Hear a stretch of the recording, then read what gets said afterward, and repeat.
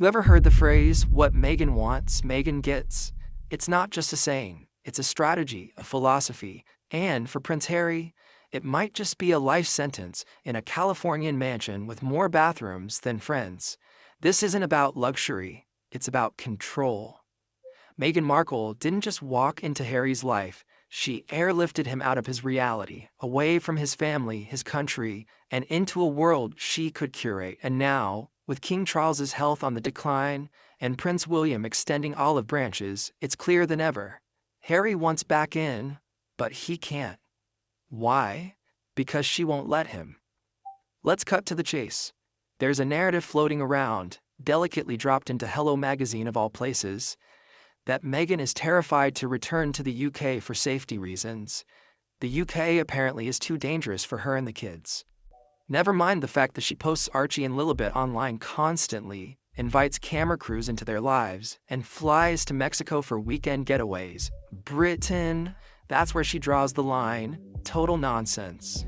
If this were about safety, there'd be no Instagram selfies, no Netflix specials, no documentary trailers featuring the children front and center. This is about keeping Harry locked in her world and far from his old one. And let's be honest, Harry going back to the UK would be a disaster for Meghan, because the moment he reconnects with William or shares a quiet laugh with Kate over tea at Kensington Palace, the spell begins to crack. He remembers who he was, not the spare, not the runaway royal, but a guy who once laughed freely at Sandringham, who used to get in trouble with his brother, who had a bond with his father that wasn't filtered through PR. Meghan knows this, and she's not taking chances. That's why the kids can't go either, because if Archie runs through the halls of Buckingham Palace and Lilibet curls up in her great-grandfather's armchair at Balmoral, it's over. They might like it. Worse, they might prefer it. And Meghan, she loses grip. Her entire power structure relies on distance. Emotional, geographical, generational. Keep the kids away from the royals, and you control the narrative. Let them in, and suddenly they start asking questions. Why haven't we met Granddad Charles before? What's it like being a real princess? Why does Mommy call them all dangerous? The irony?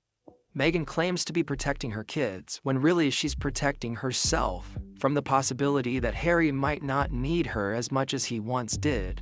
And that's the fear. Not muggers in London or dodgy tabloids, but that if Harry remembers what home feels like, he might want it back. So the walls go up, excuse here, media threat there, sprinkle in some trauma talk, and suddenly it's all justified, except it's not. Because this isn't just about Meghan banning a royal reunion. It's about her ensuring that one never even becomes possible. She's made Harry believe that Britain is the enemy, that Charles and William are cold, uncaring, even dangerous, that the monarchy is a machine built to destroy. But strip away the rhetoric, and all that's left is a man standing between two worlds, one ruled by his past, and one manufactured by someone else's ambitions. And here's where it gets dark, because even if Meghan and Harry split someday, and it's looking more like when than if, she still holds the trump card, the kids. She'll say, Britain isn't safe. She'll have years of headlines and magazine quotes to back her up. Harry may win a divorce, but he'll never win freedom. Not if she's already turned their children into leverage. Harry didn't just fall in love. He disappeared, not literally, of course. You can still spot him wandering through Montecito in a baseball cap, trying to blend in while doing the groceries. But the version of Harry who once joked with palace staff, got muddy playing polo, and was cheeky enough to wear a Nazi costume at a party, that guy's long gone. What's left is a shell, rebranded as a podcast guest, memoir author, and reluctant Netflix personality. And you could bet your last pound Meghan had a hand in that rebranding. See, when you want to control someone completely, you don't need chains. You just need isolation. Take them away from their people, from their routines, from anything that could remind them of who they were before you showed up. That's what happened here. Harry didn't just relocate to California. He was extracted. One day he's saluting his grandmother at a royal event. The next he's feeding chickens in designer boots with Oprah. That's not evolution. That's reinvention on someone else's terms. And make no mistake, Meghan didn't marry Harry for a life in the shadows. She married him for legacy, for symbolism, for leverage. The title, the lineage, the global spotlight, it was all part of the brand. But the problem with marrying into royalty is that you can never fully divorce the bloodline. It follows you. Which is why she's working overtime to sever those roots completely. No visits, no reunions, no photos with the grandparents, not even Zoom calls, just a steady drip feed of stories about how unsafe and toxic Britain is. But here's the catch. Kids grow up, and kids ask questions. They're not going to accept vague answers forever. One day Archie will notice his last name doesn't match the one on his school book. Lilibet will hear whispers about castles and coronations and start piecing things together. And when they do, they're going to want to know why they've never met their royal cousins, why Grandpa Charles isn't in any family photos, why there's a whole side of their identity that's been erased. And when that day comes, the truth is going to get messy, because Harry will be faced with something he's managed to dodge for years now: accountability. It's one thing to walk away from a family feud, it's another to raise children in the dark about half their heritage, and you can already see the groundwork being laid for future tension. Meghan isn't just keeping the kids away from the royals, she's making sure they don't feel curious about them either. No bedtime stories about King Grandpa, no photos of young Harry in uniform, just America, sunshine, and curated content. That's the real legacy being built here. A carefully controlled narrative where Meghan is the center of the universe and everything else is either dangerous, outdated, or irrelevant. And maybe that works for now. Maybe the kids are too young to question it. But the clock is ticking, and once that curiosity hits, the whole thing unravels.